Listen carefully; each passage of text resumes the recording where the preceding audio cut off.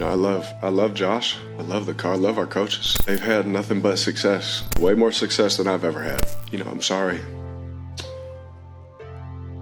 So I owe you guys an apology because I made like 6 videos on the Denver Broncos so far this year, probably even more. And despite the Las Vegas Raiders having a significantly worse record, I have yet to make a video on them. I guess everyone just really likes hating on Russell Wilson. But regardless, here's your video on the Raiders because they're in a very complicated situation. Before we get to the content, I had about 20 Ethereum locked in a BlockFi account. I'm not getting that money back. So you, Andre Jick. And if you want to support the channel any further, we have a channel memberships program and a Patreon, but it's not expected. Now that we got all that out of the way, break.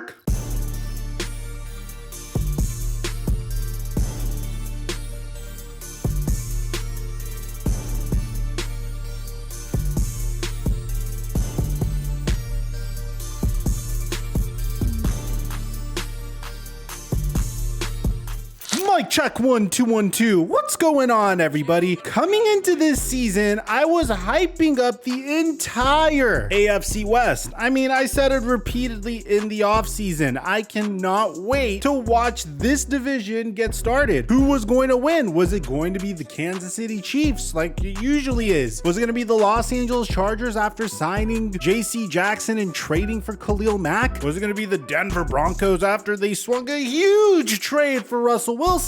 Or was it going to be the Las Vegas Raiders who went out and made some interesting decisions on their own, trading Yannick Ngakoue and signing Chandler Jones, while also trading for Davante Adams? And man, the state of this division now is just very interesting to say the least. I mean, the Kansas City Chiefs, as expected, are leading the pack. The Chargers are a little behind, but they've been injured for the most part this year. And the Broncos and Raiders are a complete dumpster fire. Now, we've made so many videos on the Broncos. I mean, from how Russell Wilson just hasn't been working out so far, to how him and Nathaniel Hackett need to figure it out, to how I really think their primary plan was to get Aaron Rodgers, and that was our previous video, well, 2 videos ago, how Aaron Rodgers made a huge mistake and so did the Green Bay Packers. The Raiders are in a much different situation. I mean, it's a very strange scenario for the Las Vegas Raiders, and at a specific point, it just gets depressing. I mean, this past weekend, we got 2 really chilling interviews. One was a little emotional from the quarterback of the Raiders and Derek Carr, where he literally cried on camera. Sorry for being emotional.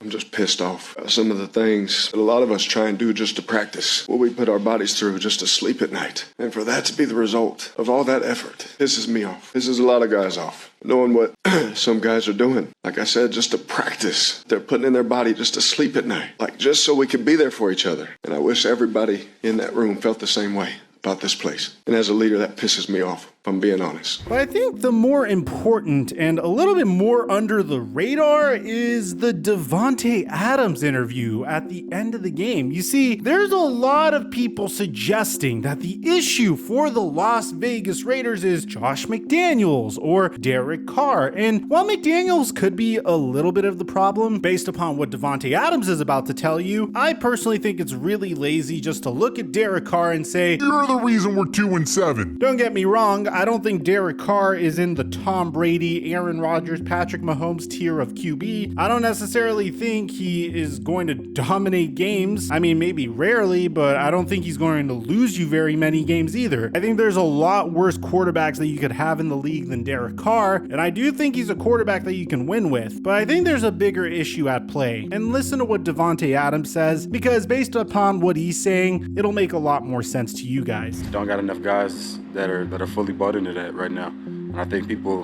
like the idea, but when it's time to actually execute, it don't turn out that way. I don't think it's a buy-in. I don't think people are like, F what he's talking about, or, I'm going against the grain. It's just about a matter of executing when it's time. It doesn't mean just finishing, that's part of it, but it means a complete game. Every minute of the game, giving it all you got, and it's not about being perfect, because that's not football. Football is the most imperfect, most team sport that there is. So at the end of the day, it's doing your job and making the plays when you called on and when you get the opportunities. And we just don't do that at a high enough level right now. So it's funny because he said there's a lot of people that aren't bought in to what Josh McDaniels is teaching. And it's kind of disappointing, man, because if there's one team that will give you the opportunity to get your shit shit together, it would be the Indianapolis Colts. I think the Colts are probably, based upon their last week, they were without a doubt the biggest dumpster fire in the entire NFL. I mean, there were some really weird Mickey Mouse things going on over there. I mean, first you decide to bench Matt Ryan for Sam Ehlinger, which I can understand if Matt Ryan's a little washed, but I don't think he was bad enough to bench him for Sam Ehlinger and to just pull the plug on him so quickly. You have Sam Ehlinger take over, and clearly that didn't work out, and after a while you decide to fire Frank Reich and hire a head coach who literally had yet to ever coach above the high school level, which by the way wasn't a great high school level head coach, but he's an Indianapolis Colts legend. And for all you know, it could work out, but the thing that added insult to injury in this scenario was the fact that this human being literally tweeted out that the Las Vegas Raiders look horrible, and then getting his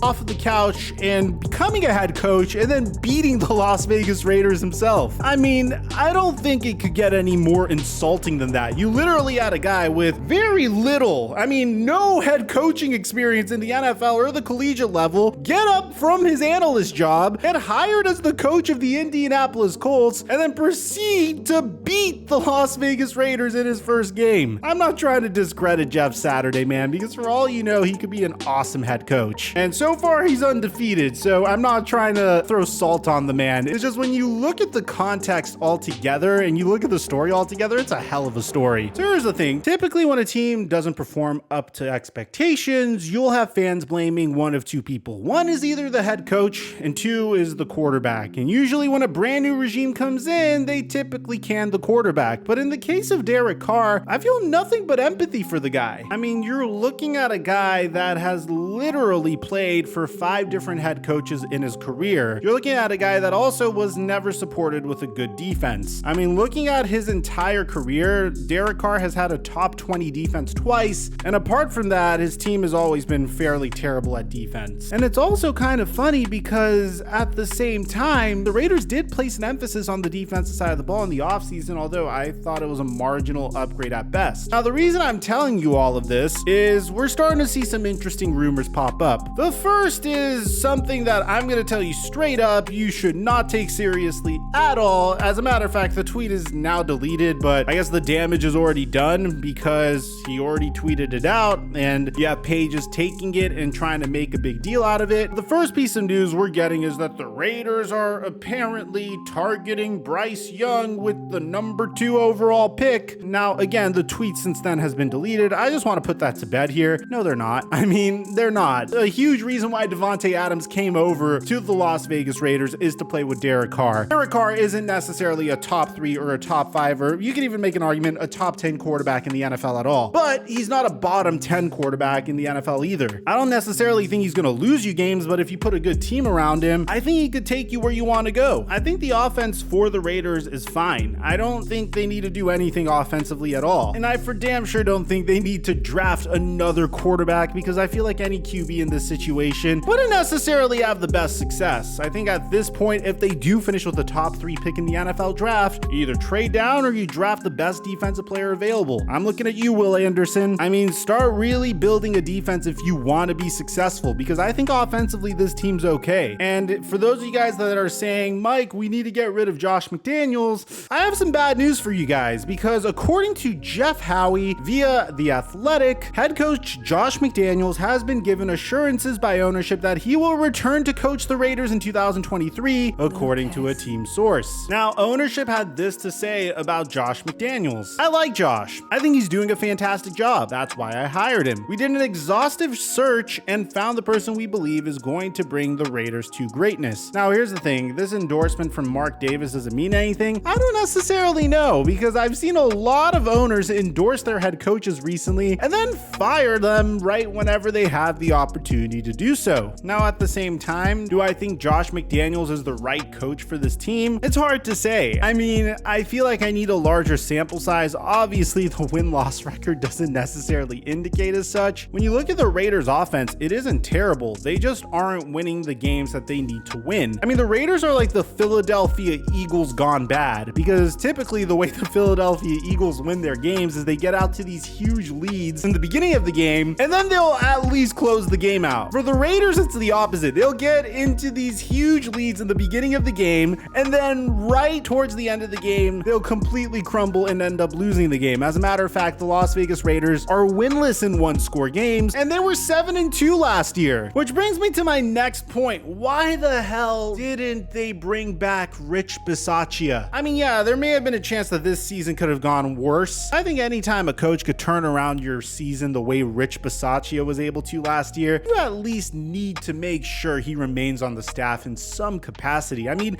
he's the special teams coach for the Green Bay Packers, for crying out loud. I think at the very minimum, he should have at least gotten some sort of promotion for the Las Vegas Raiders. I mean, just pay him more as the special teams coach. I don't know, have him in the locker room at the very least. Changes are going to come for the Las Vegas Raiders. The question is it going to be the right changes? Is it going to be trying to move on from Derek Carr as the quarterback? Is it going to be attempting to fire Josh McDaniels within a year of hiring him? Or is it going to be taking a look at the defense and trying to figure out what they need to do in order to become a better defensive unit? Or is it going to be trying to get more people to buy into Josh McDaniels' system? Let me know what you guys think in the comment section down below. Aside from that, I'm your boy Mike, and I'm dropping our mic until our next upload.